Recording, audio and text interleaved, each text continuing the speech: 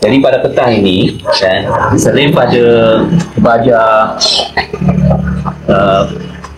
foliar dengan baja flah ini, juga saya nak memperkenalkan pada sahabat-sahabat kita dah ada baja untuk boleh katakan kita boleh selain pada kita tabur, kita spray dan juga kita disediakan dalam bentuk baja orang cantik. Jadi baja orang cantik ni kita bagi tanaman-tanaman, kalau katakan kita tanam di pasu, lepas itu memang rapat, tak ada ruangan untuk kita tabur.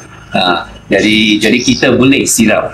Jadi senang, kita hanya rendam dalam penyiram tong penyiram.